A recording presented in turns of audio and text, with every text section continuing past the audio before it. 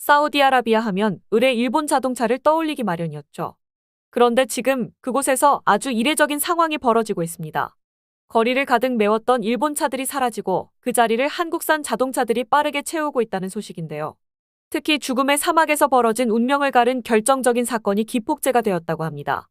한때 거들떠보지도 않던 한국차가 어떻게 하루아침에 사우디 운전자들의 목숨을 책임지는 생명의 차로 인정받게 된 걸까요? 그 놀랍고도 감동적인 숨겨진 이야기가 궁금하시다면 채널 고정 끝까지 함께 해주세요. 안녕하세요. 제 이름은 칼릴입니다. 저는 머나먼 레바논 땅에서 태어났어요. 고향은 지중해의 햇살처럼 아름다운 곳이었지만 가난이라는 그림자가 늘 드리워져 있었죠. 그곳에서는 더 나은 내일을 꿈꾸기 어려웠습니다. 그래서 젊은 시절 부푼 희망을 안고 이곳 사우디아라비아로 건너왔습니다. 겉으로는 번영의 땅, 기회의 땅처럼 보였지만 저 같은 이방인에게 현실의 벽은 생각보다 훨씬 높고 차가웠습니다. 타는 듯한 태양 아래 건설 현장 감독으로 일하며 땀을 비오듯 흘렸습니다. 하지만 아무리 노력해도 그림자처럼 따라붙는 차별과 보이지 않는 3등 시민이라는 낙인은 제 어깨를 무겁게 짓눌렀죠. 솔직히 말해서 제대로 된 사람 대접을 받지 못한다는 서름에 모든 걸 포기하고 싶을 때도 많았습니다. 하지만 그럴 때마다 저를 버티게 한 것은 가족이었어요. 저와 같은 이주민 출신의 사랑하는 아내, 그리고 어둠 속 한 줄기 빛과 같은 어린 딸아이. 이 두 사람이 있었기에 저는 무너질 수 없었습니다. 하지만 빠듯한 월급만으로는 가족에게 더 나은 미래를 약속할 수 없다는 절박함이 저를 새로운 길로 이끌었습니다. 평생 땀 흘려 모은 돈, 정말 제 모든 것을 걸고 사업을 시작하기로 결심했죠. 이곳 사우디 사람들은 유독 차에 대한 애착이 강합니다. 엄격한 복장 규율 속에서 좋은 차는 자신의 부와 사회적 지위를 드러내는 거의 유일한 수단이기 때문이죠. 당시 사우디 자동차 시장은 일본 차와 독일 차가 완전히 장악하고 있었습니다. 반면 한국 차는요, 그저 일본 차 따라 만든 싸구려, 짝퉁 정도로 취급받으며 사람들의 외면을 받고 있었어요. 하지만 저는 달랐습니다. 건설 현장의 혹독한 환경 속에서도 묵묵히 제 역할을 해내는 한국산 중장비와 차량들을 직접 봐왔거든요. 남들은 모르는 그 숨겨진 강인함과 뚝심을 어렴풋이나마 느끼고 있었던 거죠. 저처럼 자본이 부족한 이방인이 이미 시장을 장악한 일본 차나 독일 차를 취급해서는 승산이 없다는 걸 잘 알았습니다. 그래서 저는 역발상을 하기로 했어요. 모두가 무시하고 외면하는 한국산 자동차, 특히 그 부품과 제대로 평가받지 못하는 중고차 시장에 제 모든 것을 걸기로 결심했습니다. 남들이 짝퉁이라고 손가락질하며 비웃는 그 차들 속에 진짜 진주가 숨겨져 있다고, 언젠가는 세상이 그 진가를 알아볼 날이 올 거라고 저는 확신했습니다. 물론 이런 확신에는 제 목숨을 구해준 평생 잊을 수 없는 강렬한 개인적인 경험이 결정적인 역할을 했죠. 이것은 단순한 돈벌이를 위한 사업이 아니었습니다. 세상의 뿌리 깊은 편견에 맞선 저의 신념이었고, 사랑하는 가족의 미래 전부를 건 절박한 도박이었어요. 과연 저의 이 믿음이 옳았을까요? 그 이야기는 지금부터 시작됩니다.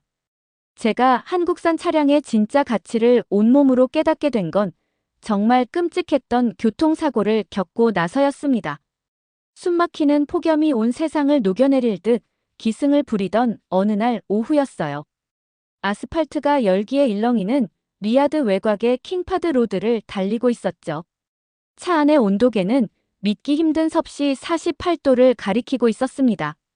저는 교차로에서 규정 속도인 시속 60km를 지키며 빨간 신호를 기다리고 있었습니다. 바로 그 순간이었어요. 옆 차선에서 신호 따위는 안중에도 없다는 듯이 미친 듯이 달려오던 일본산 세단. 한 대가 제 현대차의 운전석 쪽 측면을 그대로 들이받았습니다. 쾅 하는 귀를 찢는 듯한 굉음과 함께 온 세상이 순간 하얗게 변하는 것 같았죠. 차체가 빙글 돌면서 느껴지는 엄청난 충격에 저는 죽음을 직감했습니다.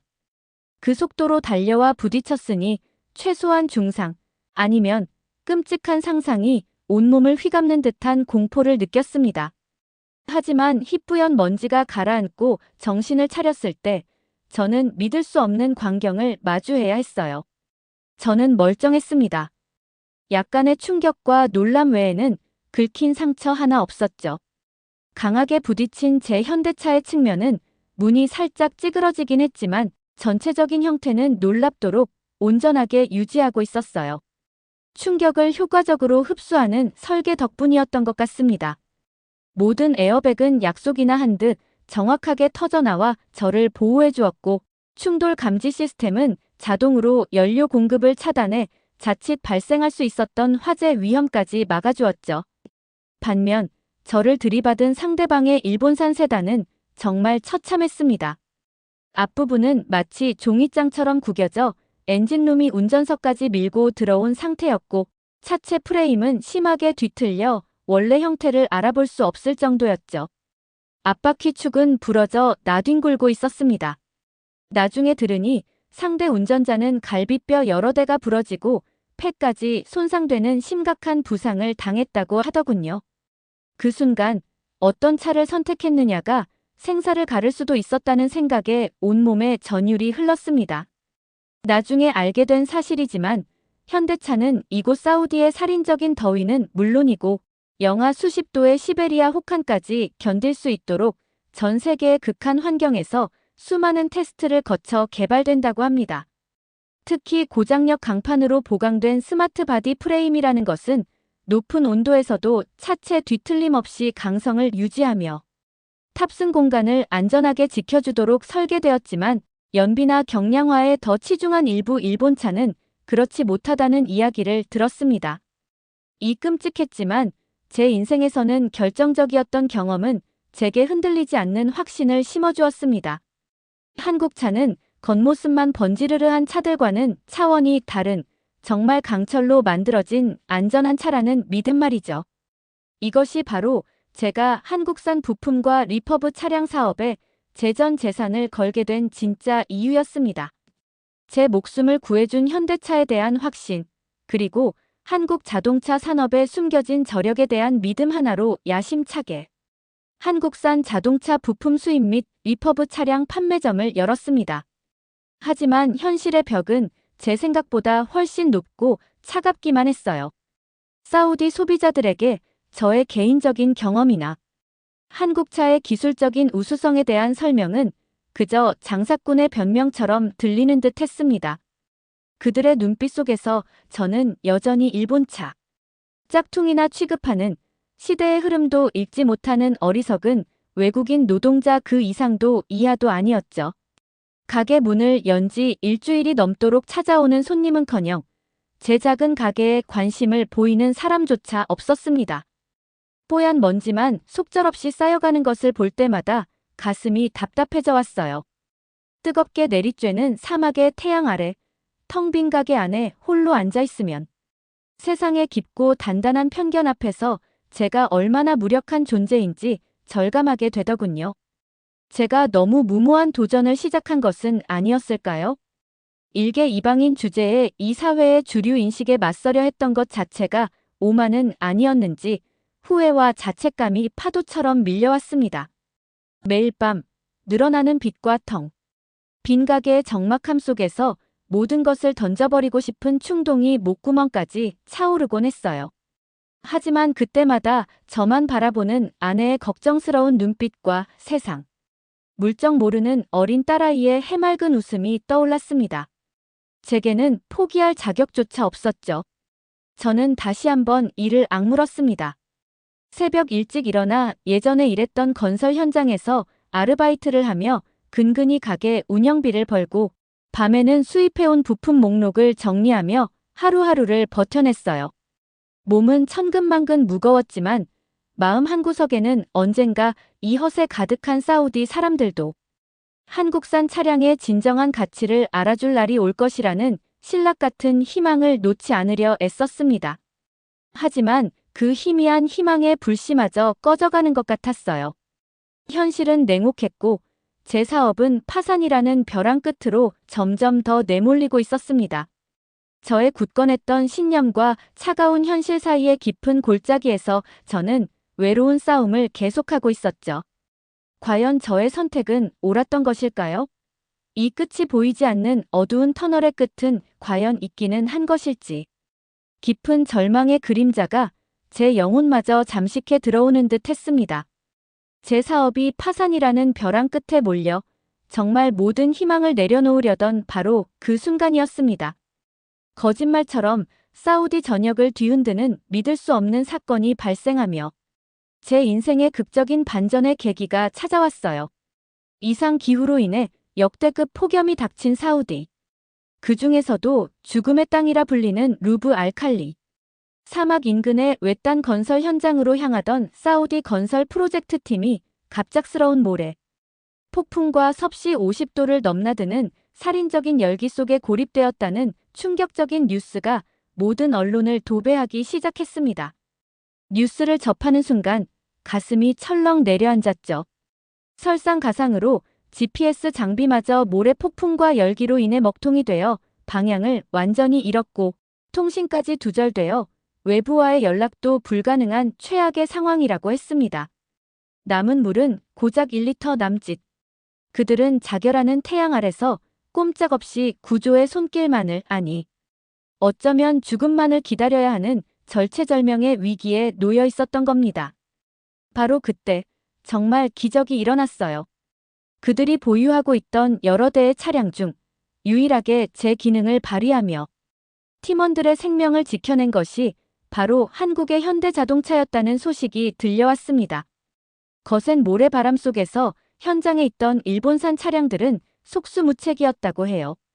공기 필터는 모래로 막혀 에어컨 작동이 멈췄고 엔진은 열을 이기지 못해 시동이 꺼졌으며 심지어 변속기 오일까지 끓어올라 완전히 움직일 수 없는 고철 덩어리로 변해버렸다는 겁니다.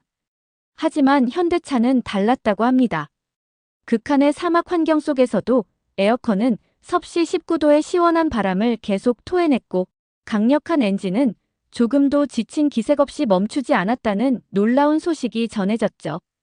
깊은 모래에 잠시 바퀴가 헛돌기도 했지만 이내 강력한 구동력으로 모래를 헤치고 나아갔다고 해요.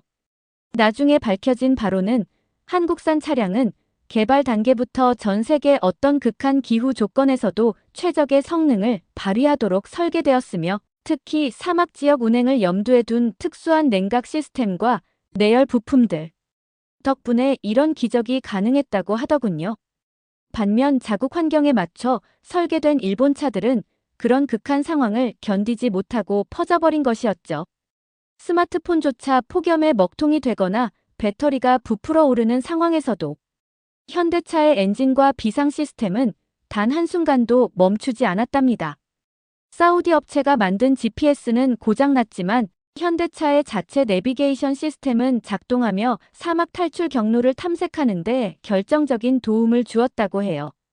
결국 현대차에 탑승했던 사람들은 물론이고 고장난 일본차에 남아있던 다른 팀원들까지 모두 무사히 구조될 수 있었습니다. 심지어 태양열을 효과적으로 차단하는 특수 유리 덕분에 현대차 탑승자들은 큰 탈수 증상 없이 버텼지만 일반 유리가 장착된 일본차 탑승자들은 구조 후에도 화상과 탈진 증세를 보였다는 이야기까지 들려왔습니다. 이전까지 루브 알칼리 사막에서 조난되었다가 살아 돌아온 사람이 단 한 명도 없었기에 이 사건은 사막의 기적으로 불리며 사우디 전역에 엄청난 반향을 일으켰습니다. 사람들은 경이로운 한국 자동차의 기술력에 찬사를 보내기 시작했고 일본차 일색이던 시장의 분위기는 순식간에 뒤바뀌기 시작했어요. 제 가게 앞에도 서서히 사람들의 발길이 이어지기 시작했습니다. 사막의 기적 이후 한국산 차량에 대한 사우디 사람들의 인식은 정말 180도 달라졌습니다. 이전에는 거들떠보지도 않던 제 가게 문턱이 닳도록 사람들이 몰려들기 시작했죠. 특히 생존과 직결된 안전성과 극한의 내구성이 눈앞에서 증명되면서 만일의 사태에 대비하려는 실용적인 소비자들이 앞다투어 한국산 부품을 찾고 제가 정성껏 복원한 리퍼브 차량에 뜨거운 관심을 보였습니다. 덕분에 파산 직전까지 몰렸던 제 사업은 눈코 뜰 새 없이 바빠졌어요. 밀려드는 주문에 밤낮 없이 일했지만 피곤한 줄도 몰랐습니다. 드디어 저의 믿음이 한국차의 진정한 가치가 인정받기 시작했다는 생각에 가슴이 벅차올랐죠. 그동안 저를 짓눌렀던 빚도 청산하고 안정적인 수입이 생기면서 늘 걱정스러운 표정이던 아내와 어린 딸아이의 얼굴에도 웃음꽃이 활짝 피었습니다. 그 모습만으로도 저는 세상을 다 가진 기분이었어요. 하지만 저의 성공 가도는 그리 오래가지 못했습니다. 좋은 일에는 꼭 안 좋은 일이 따른다고 했던가요? 한국차의 급부상은 곧 기존 시장을 독점하다시피 했던 일본 자동차 딜러십 네트워크의 심기를 제대로 건드린 모양이었습니다. 그들은 빼앗긴 시장 점유율을 되찾기 위해 비열하고 조직적인 반격에 나섰죠. 한국차의 높아진 명성을 어떻게든 깎아내리기 위해 악의적이고 터무니없는 소문들을 퍼뜨리기 시작했습니다. 인터넷에는 불타는 현대 소나타의 모습이 교묘하게 합성된 이미지가 돌아다녔고, 한국은 기술력이 형편없어 플라스틱으로 차를 만든다더라. 그래서 사막의 높은 온도에서는 불이 난다. 는 식의 상식적으로도 말이 안 되는 날조된 정보가 유포되기 시작했어요. 거기서 그치지 않았습니다. 한국산 부품은 가짜가 많고 중고차는 주행거리를 조작해서 판매한다. 심지어는 한국차는 보안 시스템이 너무 허술해서 어린아이도 쉽게 훔치거나 해킹할 수 있다. 는 정말 망발에 가까운 이야기까지 서슴지 않았죠. 더 충격적인 것은 일본의 유력 자동차 기업 본사마저 이러한 황당한 주장에 동조하는 듯한 공식 입장을 내놓았다는 점입니다. 그들은 자사 홈페이지를 통해 마치 사실인 양 한국산 차량은 조악하여 도난이나 조작에 취약할 수 있다. 일본산이 아니라면 주행 거리를 신뢰하기 어렵다. 는 식의 성명을 발표하며 사실상 한국차 전체를 사기 제품으로 매도하는 듯한 태도를 보였어요. 불과 얼마 전 사막 한가운데서 자신들의 차들이 얼마나 허무하게 퍼져나갔는지 똑똑히 지켜본 저로서는 정정당당하게 실력으로 경쟁할 생각은 않고 비열한 음에 공작이나 벌이는 그들의 행태에 깊은 분노와 함께 역겨움마저 치밀어 올랐습니다. 하지만 이런 날조와 선동은 오직 한국산 제품만을 취급하는 저에게는 치명타가 될 수밖에 없었습니다. 저는 발 벗고 나서서 일본 측의 주장이 모두 거짓임을 해명하려 애썼지만 소문을 퍼뜨리는 쪽보다 해명하는 쪽이 훨씬 불리하다는 것을 뼈저리게 느껴야 했어요. 사람들의 눈빛에는 다시 의심이 가득했고 한번 퍼지기 시작한 거짓 소문은 걷잡을 수 없이 번져나갔습니다. 손님들로 북적였던 가게는 다시 거짓말처럼 텅 비어버렸고 어렵게 성사시켰던 부품 공급 계약이나 차량 판매 계약들도 줄줄이 취소 통보를 받았습니다. 할인 쿠폰까지 발행하며 어떻게든 위기를 타개해보려 발버둥 쳤지만 한번 금이 간 신뢰는 좀처럼 회복될 기미를 보이지 않았어요. 저는 또다시 빈털터리 이방인 노동자의 현실을 마주하며 모든 것을 내려놓고 싶은 깊은 무력감에 빠져들었습니다. 모든 것을 체념하고 무거운 마음으로 가게 문을 닫을 준비를 하고 있었습니다. 희망은 이제 가루처럼 흩어져 버린 것 같았죠. 바로 그때 예상치 못한 방문객이 찾아왔습니다. 텅 빈 제 가게 안으로 들어선 사람은 말끔한 차림의 동양인 남성이었어요. 그는 자신을 현대자동차 중동지역 담당 매니저인 민준이라고 소개했습니다. 그의 차분한 눈빛에는 어떤 강인함 같은 것이 느껴졌어요.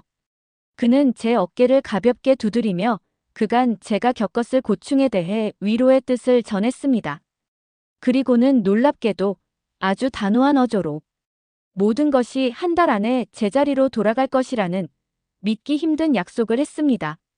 현대 본사가 이번 사태를 매우 심각하게 받아들이고 있으며 악의적인 루머에 대해 정면으로 그리고 강력하게 대응할 것이라는 그의 설명에서는 흔들림 없는 자신감이 엿보였습니다. 솔직히 말하면 반신반의했습니다. 이미 걷잡을 수 없이 퍼져버린 악성 루머를 어떻게 한 달 만에 뒤집는단 말인가요? 하지만 그의 확신에 찬 태도에 아주 작은 희망의 불씨가 다시 살아나는 것을 느꼈습니다. 그리고 정말 놀라운 일들이 벌어지기 시작했어요. 민준 씨가 다녀간 직후 사우디 전역에서 상상도 못했던 광경이 펼쳐졌습니다. 루머 선동 이후 다시 손님들로 붐비기 시작했던 일본 자동차 매장들. 바로 옆이나 심지어는 바로 앞에 대형 스크린과 함께 간이 행사장이 설치된 것입니다. 현대자동차가 기획한 이 행사에서는 현대차와 경쟁, 관계인 일본차를 사막과 같은 극한의 조건에서 실시간으로 비교 테스트하는 영상이 끊임없이 상영되었습니다. 어떤 지역에서는 실제 차량까지 동원해 사람들이 보는 앞에서 직접 성능 시연을 벌이는 대담함까지 보였죠.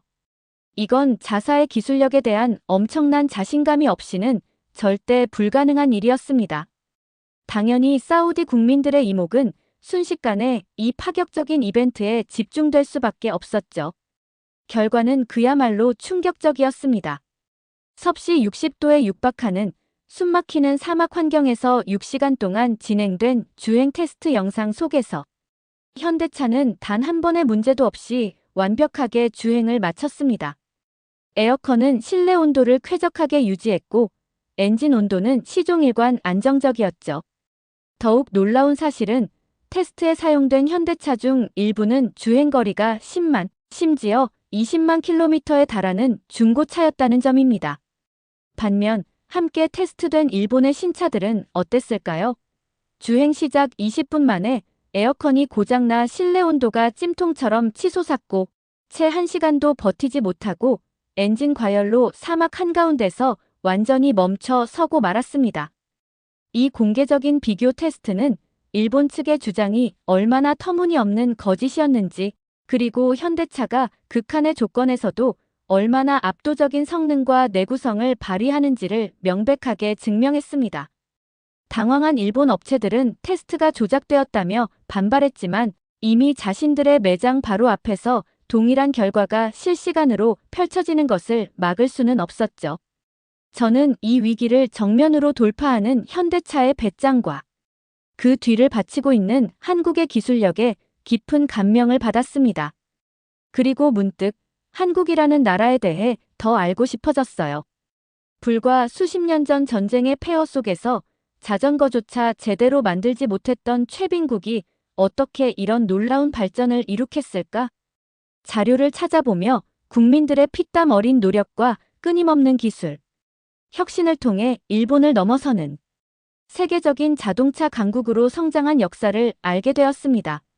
내수 시장에 안주했던 일본과 달리 일찍부터 세계 시장을 겨냥해 극한의 환경까지 고려한 기술 개발에 투자하고 이제는 전기차, 자율주행, AI 같은 미래 기술을 선도하는 한국의 모습은 밑바닥에서 시작해 온갖 역경을 딛고 일어선 제 자신의 모습과 겹쳐 보이며 깊은 존경심마저 느끼게 했습니다. 현대차의 압도적인 성능 시연과 한국의 놀라운 발전 스토리는 사우디인들의 마음을 완전히 사로잡았습니다. 제 가게는 이전보다 훨씬 더 많은 사람들로 가득 찼고 이제 사우디 도로에서는 일본 차보다 한국 차가 더 많이 보이는 것 같아요. 한국 차에 제 인생을 걸었던 저의 도박은 결국 큰 성공으로 돌아온 셈이죠. 저는 이제 단순한 부품상이나 리퍼브 차량 판매업자를 넘어 사우디 내 현대차 공식 부품 유통망을 구축하거나 인증 서비스 센터를 설립하는 더 큰 꿈을 꾸고 있습니다. 저는 여전히 확신합니다.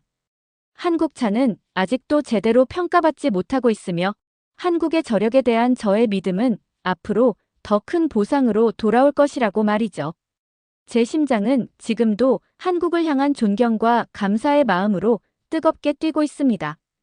여러분, 오늘 우리는 머나먼 사우디 땅에서 이방인이라는 편견과 싸우며 모두가 외면했던 한국 자동차에 대한 깊은 믿음 하나로 역경을 딛고 일어선 칼릴 씨의 감동적인 이야기를 함께 나누었어요.